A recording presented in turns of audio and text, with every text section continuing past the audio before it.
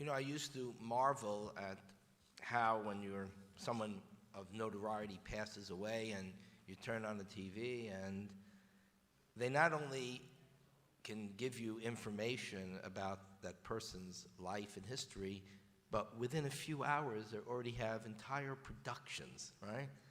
And then of course I figured out they prepared this in advance, right?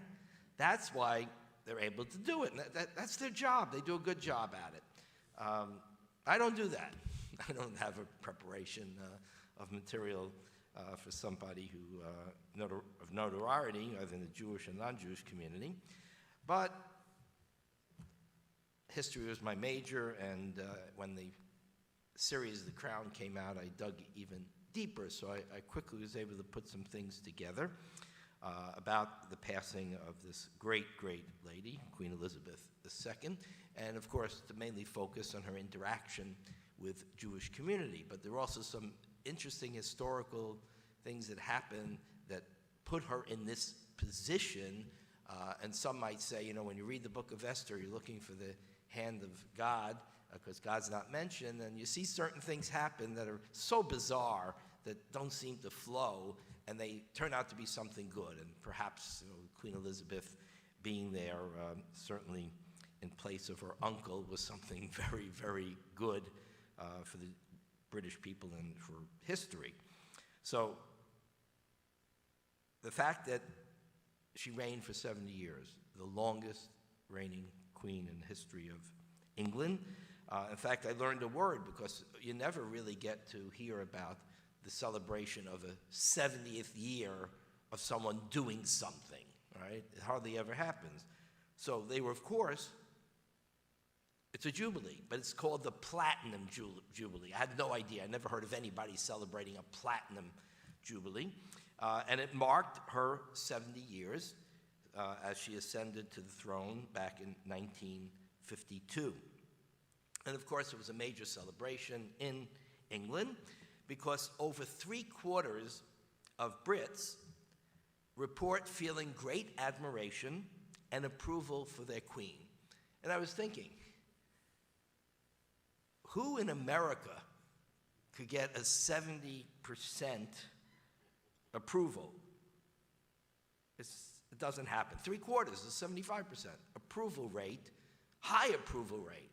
So I kind of envy them that there is a figure in their country which has as much turmoil going on as ours does as well, and even worse economic issues, but there's someone they can turn to, and 3/4 of people can agree this is someone we admire. That's a healthy thing to have in a country. And in fact, although this is certainly not something Americans would think of, but you know what the most popular dream in Britain is? Having tea with the Queen. God, that's so British, right?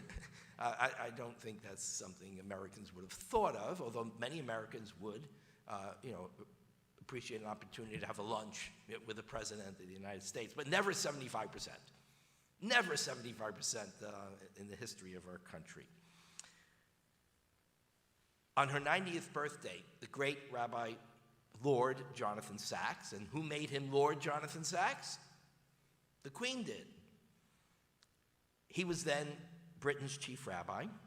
He was knighted, of course, by Queen Elizabeth. And he spoke for many when he noted that the respect that this queen has shown for all religions has enriched our lives. In her 70 years on the throne, Her Royal Highness, he said, has provided encouragement to many, including her nation's Jews. There was a very, very good relationship between her and Jewish leaders and the Jewish community. So some interesting historical connections between the Queen and Jewish history. We all know, of course, that King Edward VIII reigned for less than a year in 1936, and we know why he abdicated. It's a very famous story. His love for the American socialite Wallace Simpson, who was a divorcee, and at that time, the Church of England didn't allow the monarch to wed someone who'd been previously married. So he abdicated. what's interesting is that there was very little resistance to his abdication. It was accepted very quickly. It's like sometimes you get a resignation and you take it like that because you've been hoping to get that resignation because you saw problems coming down the road. And it was hinted at, of course, in the show, in the series. But the biographer, Francis Donaldson, who was Edward VIII's biographer, points out that what was hinted out in the show, that Edward VIII was a Hitler and Nazi sympathizer, was absolutely true. And I personally believe that's the reason they said, abdicate, goodbye. They had other options. I mean, after all, they could have turned to the church, they could have turned to Parliament and said, how about if we change the rules? They've done that before. We'll change the rules. Yes, you can marry a divorcee. Let's keep him king. If he was a popular figure and they wanted him, there is always a way. But they didn't search for that way at all. And they accepted his abdication very quickly. How do we know that besides the fact that he was in Germany and he was saluting Hitler and having a vacation with Hitler and did the Nazi salute and was caught on film doing that? After World War II, the Allies found evidence of a top-secret government project nicknamed Operation Willie. What was it? It was to overthrow Edward's successor, and Queen Elizabeth's father, King George VI, and reinstall Edward on the throne because he was a Nazi sympathizer. So we now know it's true. There's a story which is absolutely true about a 7-year-old princess at that time doing a Nazi salute. But it's a ridiculous story because she didn't know what a Nazi salute was. She was just imitating what she saw being done on TV. She had no political awareness of what it was. And to bring it up in terms of any hint that her father had any Nazi sympathy is a patent absurdity. As we know, her relationship with her husband, they were married for a very long time, was a very, very deep relationship. There was certainly love, certainly in the beginning or for many, many decades, but there was a real partnership. They both understood each other's roles, particularly her husband's role. He understood that he was there to support her. But he and his family had great influence upon her that we're not totally aware of.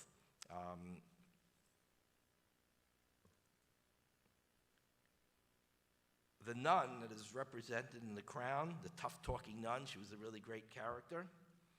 That was Queen Elizabeth's mother-in-law, Princess Alice of Battenberg.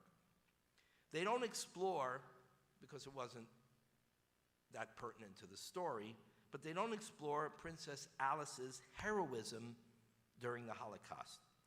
She saved Jews by sheltering them in her house in Nazi-occupied Athens, right in the face of the Nazis. Not out on a farm someplace, right there in the middle of the city. And that's an amazing story that Queen Elizabeth knew very, very well and influenced her. Princess Alice was Queen Victoria's great-granddaughter, and she was deaf, a fact that the royal family hid. It was silly in that time. They hid it, right? She learned to lip read as a child. She taught herself. She was very bright. That's how they were able to hide it, because she was able to speak rather well, and she was able to lip read. When Alice's brother, Edward, was crowned King Edward VII in 1902, one of the guests at his coronation was a dashing Greek prince named Andrew. The two fell in love. They married. Alice moved to Greece. This is the mother-in-law. She had 4 children, 3 daughters and a son, Philip, Queen Elizabeth II's husband. He only passed away recently. It was a dysfunctional family. Alice's husband was a playboy and moved away from the family. The 3 daughters became ardent supporters of Hitler, and each one of them married a senior Nazi. But what happened to Prince Philip? Prince Philip was attached to his mother. He resembled her. She despised Nazism. He learned to despise it as well. And he spent time with his many Jewish friends and his British relatives. Alice was once brought in for questioning, by the way, to the Gestapo, but she refused to divulge the fact that she was sheltering Jews in her home. Her home was located a few yards from Gestapo headquarters. She reasoned that's the last place they would think to look. After the war, Princess Alice founded an order of nuns, and we saw that in the series. She returned to London in 1967. She died there in 1969. She asked that her remains be buried in Jerusalem, and in 1988, she was buried on Mount Zion in Jerusalem. In 1993, Princess Alice was declared righteous among the nations by Yad Vashem. Now, why all this? First of all, because Prince Philip and Queen Elizabeth knew this story, and they absolutely admired this woman. Prince Philip, not because it was his mother, he deeply loved his mother, but because they admired how she lived her life. Prince Philip traveled to Jerusalem for the ceremony in which his mother would be declared a righteous Gentile. He planted a tree there in his mother's memory. And he said the following: "The Holocaust was the most horrific event in all of Jewish history. It will remain in the memory of all future generations. It is therefore a very generous gesture that also remembered here are the many non-Jews, like my mother, who shared in your pain and anguish and did what they could in a small way to alleviate the horror as much as they could. I suspect," he writes, "that it never occurred to her that her action was in any way special. She would have considered it to be perfectly natural human reaction to fellow beings in distress." So 2 things about this. Number one, you have to understand the crown never went to Israel. Queen Elizabeth never, ever visited Israel. And that was because the political position of the British Empire was that until there was a resolution of the conflict between Palestinians and Israelis, nobody from the crown should go there, officially. And Queen Elizabeth was apolitical, so if that was the political position, she upheld it. Whatever the political position was of the prime minister and the parliament there, she upheld. But Prince Philip went, and he spoke there, and she supported that tremendously. She couldn't accompany him, but she was extremely happy that he did that. Another interesting fact about her: Queen Elizabeth II hired Jewish mohels to circumcise Prince Charles. It was Rabbi Jacob Stoneman, a London mohel of great renown, and she was impressed with his skill and his experience. The tradition of British royals to ask Jewish mohels to circumcise their sons went all the way back to King George I, who reigned over England from 1714 to 1727. And back in Germany, some aristocratic parents hired Jewish mohels, and George I brought the custom with him to England. Years later, his great-great-granddaughter hired Jewish mohels to circumcise all of her sons. She believed that her family tree may have gone all the way back to biblical King David. It reminded me of back in the days when there weren't such strict rules about mohels and circumcision in hospitals. There was a time when circumcisions took place right in the hospital, right? And the mohel came and did it. But obviously, they can't do that in hospitals today. But back in the 1970s and 80s, when I first came to Miami, the most talented, most skilled mohel, we had two wonderful skilled mohels. One lived in Miami Beach, the late, great Abe Seif, and one lived in South Dade, the cantor of Beth David William Lipson. Both were tremendously skilled. Baptist Hospital allowed Bill Lipson not only to perform bris milah in Baptist Hospital, but the urologists there often consulted with him when they had an unusual case and asked him to come in and help them. So it's an interesting connection that used to happen, and that was Queen Elizabeth. She just wanted the best. And it wasn't in any way, it's important because it wasn't an embarrassment to her.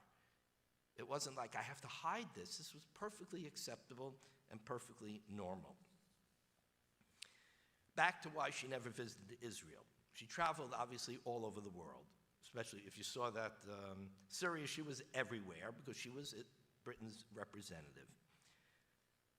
The British historian Andrew Roberts said that the true reason is that the British Foreign Office had a ban, actually a ban, on official royal visits to Israel.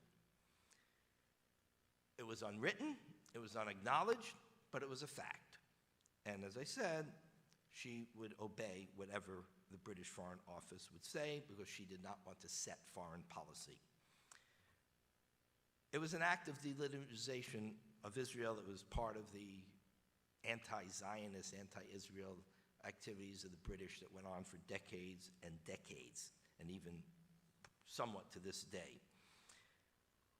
It, of course, tainted her reputation in terms of her connection to Israel. But it all changed when her husband went to Israel to acknowledge the honor his mother received. And in 2018, when Queen Elizabeth's grandson, Princess William, went on an official visit to Israel. It wasn't just a visit, it was official. And in 2000, her son, Prince Charles, represented Britain at the World Holocaust Forum in Jerusalem. And he had been there several times before, but this was his first official visit. So Queen Elizabeth found a way around it to try and break this impasse with not visiting Israel. She didn't do it herself, but she allowed the grandchildren to do it and probably encouraged her.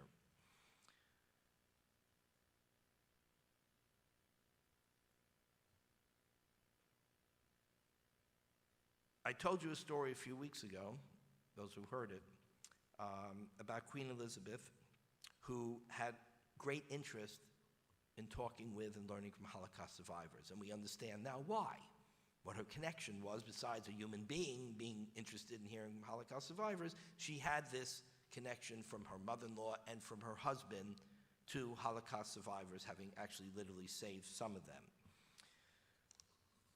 So, to repeat that story for those who didn't hear it, she, on the 60th anniversary of the liberation of Auschwitz, hosted a group of Holocaust survivors in St. James Palace in the center of London. The Queen was always punctual. She arrived when she was supposed to arrive and leave when she was supposed to leave. That's what Brits do, and she was the absolute Brit. However, this occasion she threw protocol to the wind. She mingled with the survivors, even though she was told it was time to leave, and she refused to leave. Instead, she talked, listened, and reassured them. Rabbi Sachs, the late Rabbi Sachs, was present, and he recounted it in this way. When the time came for her to leave, she stayed, and stayed. One of her attendants said, she has never been known to linger so long after a scheduled departure. She gave each survivor, a very large group, by the way, her focused and unhurried attention. She stood with each one until they had finished telling their personal story, and only then she agreed to leave. She was over an hour late in leaving that event. It was an act of kindness, said Rabbi Sachs, that had me in tears. The survivors came to me in a kind of trance, saying, 60 years ago, I did not know if I would be alive tomorrow, and here I am today telling the Queen of England my story. On January 27th, 2005, the 60th anniversary, she continued to mark that occasion each and every year. In 2022, recently, Prince Charles commissioned a royal series of portraits of Holocaust survivors. Portraits of Holocaust survivors. As the number of Holocaust survivors sadly but inevitably declined, he said, my abiding hope is that these portraits, this special collection, will act as a further guiding light and a reminder. Those portraits, it was decided, are displayed in Buckingham Palace, which was Queen Elizabeth II's official home. And it was her decision that these portraits should be displayed there permanently. Her relationship, as I said, with the British Jewish community was excellent. She knighted many, many important Jews, met with every chief rabbi. They hosted her for dinner in their own home and found her to be a sincere, loving, and concerned individual. So our world, Britain has lost its queen. I don't know what direction they will go. Obviously, Americans would not feel bad if they just eliminated the whole idea. Fundamentally, we still remember that the greatest thing George Washington ever did, obviously winning the war was a good thing, but the greatest thing he did is when they wanted to give him a title of king, he said, nah, I'm Mr. Washington, or General if you'd like to call me that. But he refused to allow the establishment of a kingship, and he stepped down after his presidency and told them, time's over, someone else has to take over this office, and he went into the night quietly and allowed us to avoid that trappings of the monarchy. But Queen Elizabeth was a blessing to her country and to this entire world, and a blessing to the Jewish people as well. May her memory be for a blessing for many generations to come.